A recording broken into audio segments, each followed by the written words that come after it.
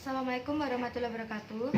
Perkenalkan, nama saya Safia Mugautami dari Prodi D3 Keperawatan ITS PKU Muhammadiyah Surakarta dengan NIM 2018-012352. Saya di sini akan menyampaikan penyuluhan tentang penyakit stroke. Assalamualaikum Mbak. Waalaikumsalam. Perkenalkan, nama saya Safia Mugautami, mahasiswa dari Prodi D3 Keperawatan ITS PKU Muhammadiyah Surakarta. Saya di sini akan menyampaikan penyuluhan tentang penyakit stroke. Saya di sini membutuhkan waktu sekitar 20 sampai 15 saya di sini membutuhkan waktu sekitar 20 sampai 30 menit. Apakah Mbak bersedia? Iya, bersedia. Sebelumnya boleh dikenalkan dulu namanya Mbak. Saya Alvina, ya, yang akan menjadi pasien Mbak Mika. Oh iya. Baiklah Mbak Vina, tujuan dari diberikan penyuluhan ini, pasien dan keluarga lebih memahami dan lebih mengerti mengenai stroke dan dapat melakukan perawatan stroke di rumah secara mandiri. Marilah kita sebelum penyuluhan membaca sebelum dilakukan penyuluhan, marilah kita mari membaca Bismillah bersama-sama. Bismillahirrahmanirrahim. Mulai dari saya di sini akan menjelaskan pengertian stroke nih Mbak. Yang pertama, sebelumnya Mbak sudah tahu belum apa itu stroke? Tidak berfungsinya alat tidak bisa bergerak dan berjalan. Ya, saya sudah bagus ya. Di sini akan menjelaskan pengertian secara lebih detailnya ya. Yang pertama, pengertian stroke. Stroke merupakan penyakit yang terjadi akibat penyumbatan pada pembuluh darah otak atau pecahnya pembuluh darah di otak, sehingga bagian otak tertentu berkurang, bahkan berhenti suplai oksigennya, lalu menjadi rusak bahkan mengalami kematian. Di sini akan timbul terjadinya kelumpuhan wajah sebelah, bicaranya belok atau jadul, lumpuh anggota gerak, bahkan sampai koma, dan dapat mengancam jiwa. Ini dapat dilihat seperti di gambar yang sudah tertera nih Mbak. Menurut Kementerian Kesehatan 2007 mengatakan bahwa penyakit stroke ini merupakan penyakit utama yang menyebabkan terjadinya kecacatan nomor 1 di dunia. Yang kedua yaitu penyebab penyakit stroke itu ada dua. Yang pertama, faktor resiko yang tidak dapat dikontrol. Satu itu seperti usia, terjadi pada stroke mulai usia 35 tahun ke atas. Yang kedua, jenis kelamin, biasanya lebih sering terjadi pada pria. Yang ketiga, genetik atau keturunan. Lalu penyebabnya yang kedua, faktor resiko yang dapat dikontrol. Yang pertama, hipertensi. Dua, penyakit jantung. Yang ketiga, riwayat penyakit stroke sebelumnya. Yang keempat, merokok. Yang kelima, kolesterol tinggi. Lalu ada obesitas, lalu minuman beralkohol. Lalu di sini ada tanda dan gejala penyakit stroke. Yang pertama, kelemahan mendadak atau mati rasa pada wajah, lengan atau kaki, paling sering itu pada satu sisi. Yang kedua, ada kesulitan berjalan. Yang ketiga, pusing. Empat, kehilangan keseimbangan. Dan yang terakhir, pingsan atau tidak sadarkan diri.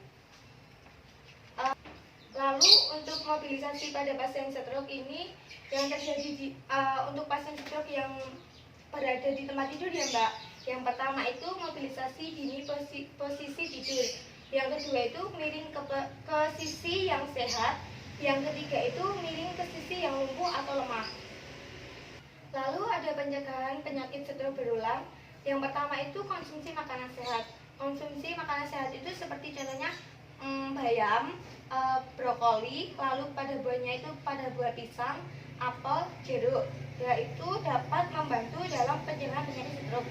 Yang kedua itu jelas pastinya kurangi konsumsi garam.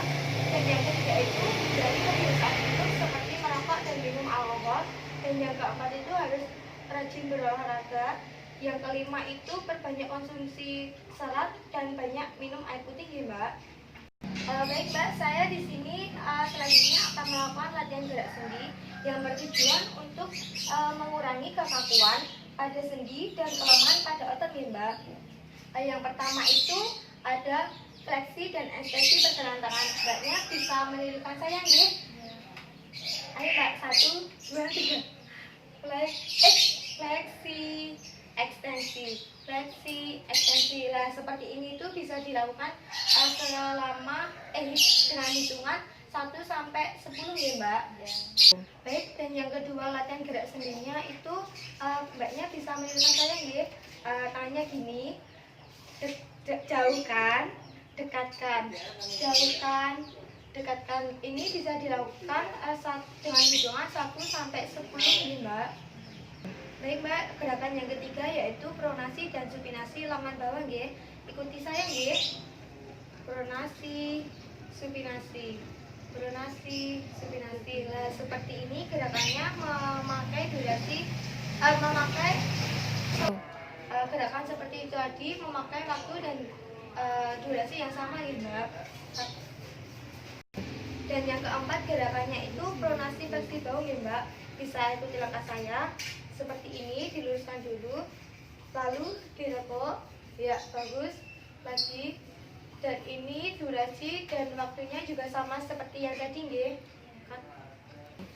Lalu untuk gerakan yang kelimanya, abduksi dan aduksi bahu nggih.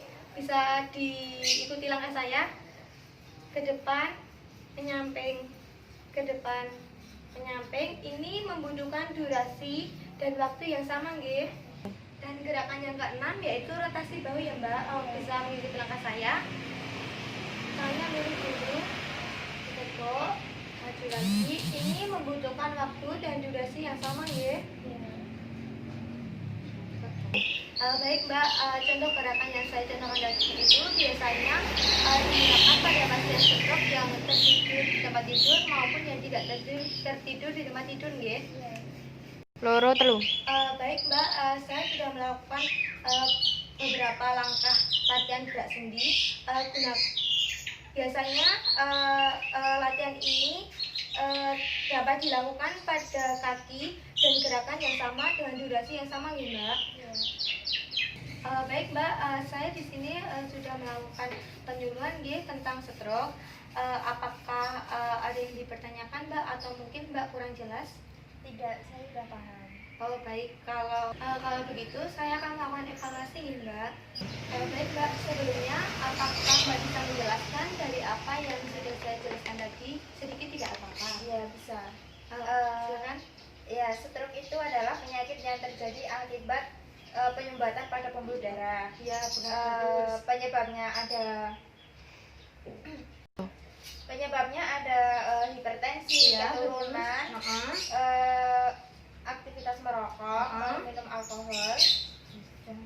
Oh baik ya Mbak Pina, sudah bagus. Berarti Mbak Pina sudah bisa memahami tentang apa yang saya jelaskan tadi nggih.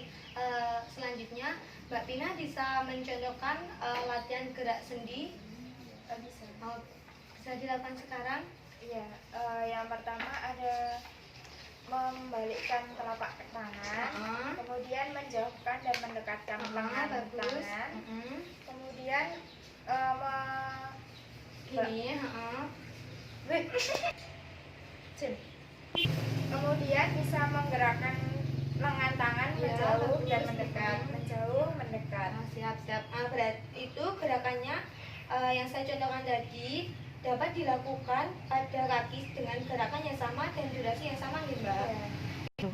Itu biasanya digunakan pada pasien dengan posisi tidur di tempat tidur maupun dengan pasien dengan seperti duduk nggih.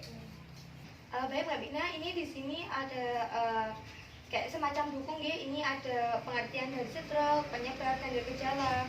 Lalu ada latihan gerak sendinya. Nanti apabila Mbak Bina lupa, nanti bisa dibaca. Kalau enggak nanti bisa bertanya langsung kepada saya. Wes. Terima kasih. Sama-sama Mbak. Sekian Mbak Bina penjelasan dari saya. Apabila ada salah katanya mohon dimaafkan. Semoga bermanfaat. Wassalamualaikum warahmatullahi wabarakatuh. Waalaikumsalam warahmatullahi wabarakatuh. Sekian acara penyuluhan dari saya. Kurang lebihnya mohon maaf. Wassalamualaikum warahmatullahi wabarakatuh.